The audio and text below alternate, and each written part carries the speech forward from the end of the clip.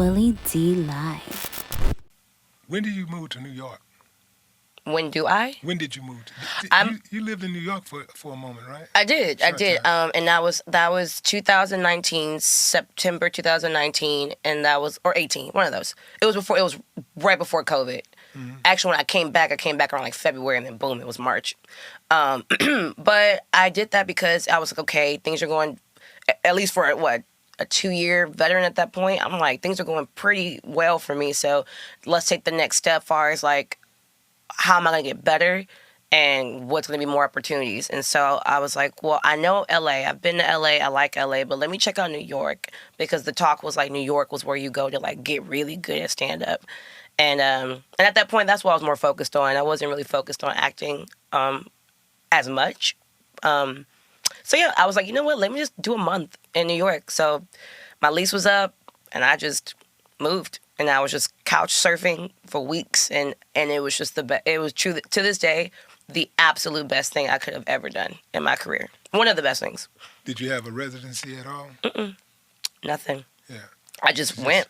I had some friends that I knew from stand-up. I had some friends that were doing comedy in Austin, and so they moved to New York. And so they're like, yeah, if you want to sleep on my couch for a week, come through. And I was like, bet. And I did, and it was fun. I had the most fun. Like, being with comics every day. I tried to get a job. People don't want me. You know what? I'm convinced that I'm not supposed to work. I mean, I'm supposed to like work like on stage and get paid and all that, but I'm not supposed to do labor, because every time I try to get a job, people don't want to hire me, or it's like I'm like, I don't get the job. I tried to get a job. I was like, I'll work at the deli. I'll do something while I'm in New York. Nothing. So, but some way I survived. I don't know how or what I did, how I got money, but yeah, it was a phenomenal experience. It showed me comedy in a different space. Now I'm doing shows where there's like famous celebrities and local celebrities. Just like a different group and a different world and a different work ethic of comedy. And just seeing all that was kind of like, whoa, like it was just really eye-opening. And I just feel like it made me just want to do this even harder. And also I met great people. I mean, people that I met there today have changed. They're continuing to change my life. Like, it was the best. Yeah, New York is one of my favorite places Love to it. visit. Love New York. Absolute favorite places to visit. Absent the rats. Those Oh, damn for sure. rats, man. You gotta learn how to kick them. It's legal to kick a rat in You New been York. close enough to kick the rat? They've been close enough to me. Really? Yeah. I ain't never been there. Those rats. I never gotta wear really boots. feared a rat before, right? Right. Except the two-legged rats. For sure. Okay. But And they around. yeah, but those Rats are spooky. Those I call them rat cats.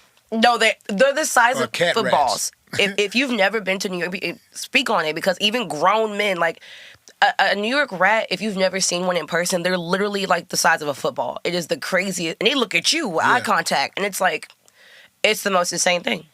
Yeah, they're big. They're huge. I walked this girl home one day in Manhattan. And that They was the in first Manhattan? time- Oh, that's right, man. That's the first time I saw them. And it was like 4 or 5. I'm like, yo, whoa, you saw? Yo, she's like, oh, there, that's normal around That's our here. door guy. I was like, damn. Ooh, man, that was some big rats. Uh-huh. What was the greatest experience? But besides just getting on the stage doing your thing in New York, like, what's one of the greatest experiences that you had? It's like it's so many. I know.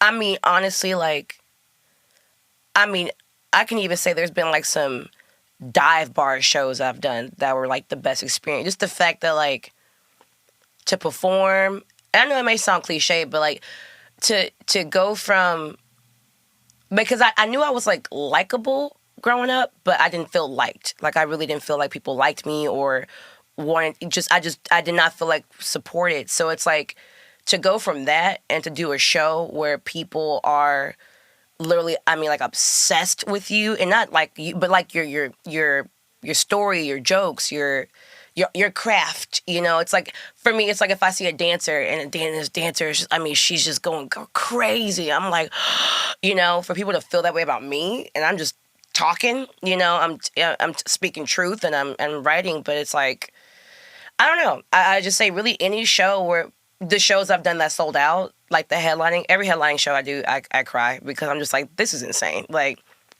I'm getting sent to homeless shelters and CPS is getting involved, and I'm sleeping on the streets in the back of trucks, and now I got people like getting babysitters to come watch me perform, you know?